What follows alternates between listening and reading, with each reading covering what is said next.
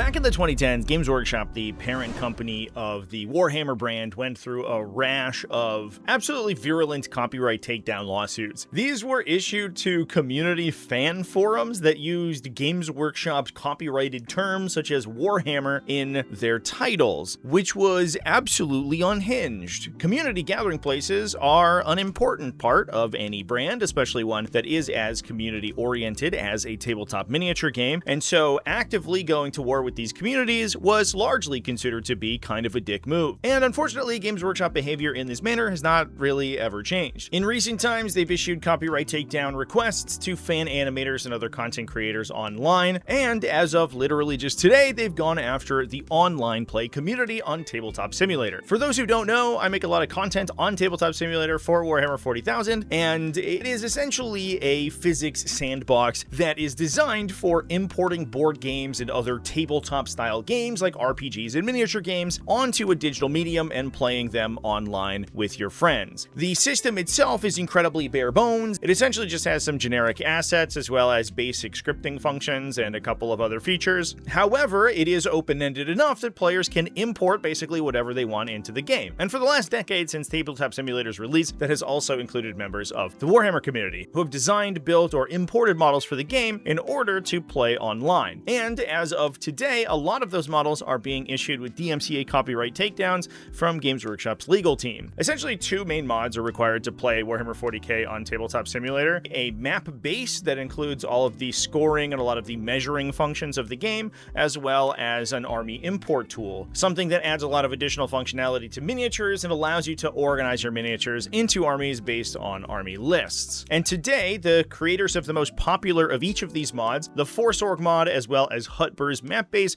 have both received copyright takedown notices from Valve, the operating company of Steam, who hosts Tabletop Simulator and most Tabletop Simulator mods. These DMCA takedown notices were due to the copyright claims issued by Games Workshop Limited, which alleged that proprietary content from websites like Warhammer.com had been used in the construction of these mods and that they represented a breach of copyright. This forces Valve to then issue takedowns of those mods, either forcibly removing them from the workshop or requiring their deletion. And that's been the case for the most popular of these two types of mods, the Force Org mod for army building as well as Hutbur's map base as a map base mod. Now, both of these mods were kind of in the public spotlight. They're both large and popular enough to, I think, at one point have been on the front page of the Tabletop Simulator community page on Steam, and so as frontrunners of the community, hitting those is going to do the most damage. However, this has caused many other modders with similar styles of mods to preemptively private their mods in order to avoid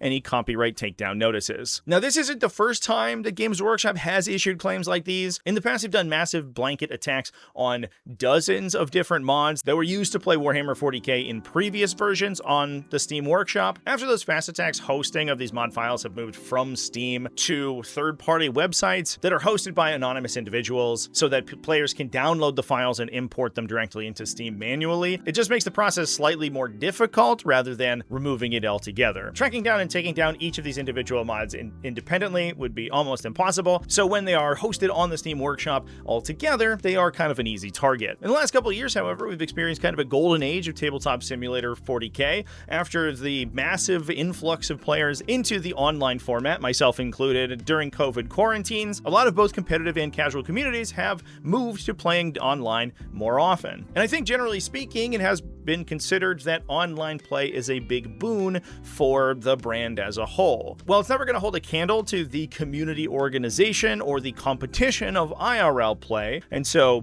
physical miniatures are still going to be required, what it has done is given an avenue for a lot of new players to try the game or to try out new armies or units for a very limited investment. Instead of having to buy thousands of dollars worth of miniatures, they can buy Tabletop Simulator for $20, play it for a couple of hours, and decide whether or not they like the game. I know hundreds of new players have gotten into the game in this way, and it also serves as a good testing ground for competitive communities. Whereas a lot of army compositions might not necessarily be efficient to play test if you were required to own all the models to make them work, being able to iterate more consistently online allows for a more dynamic competitive community, and again allows players to play test new models before purchasing them rather than falling back more consistently on old staples. So in general, this antagonistic approach approach to the Tabletop Simulator community, I think, is just generally deleterious to Games Workshop's community. That said, Games Workshop is totally within their rights to issue takedowns like these. A lot of the content that is included in these mods ends up being Games Workshop property. That includes things like model photography that's used for product sales, which is technically the property of Games Workshop Limited. And using product photography in this way can be litigated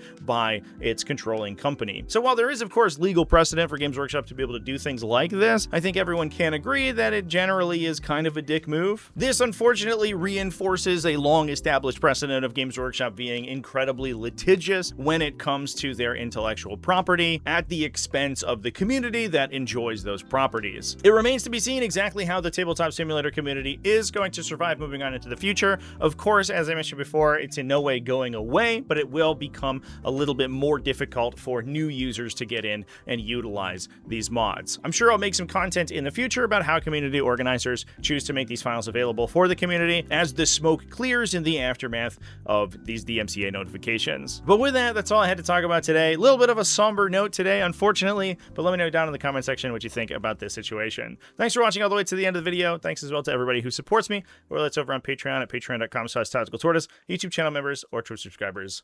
All you people are great. I love you. Remember to keep it classy, folks, and have happy wargaming. But maybe just in person for now.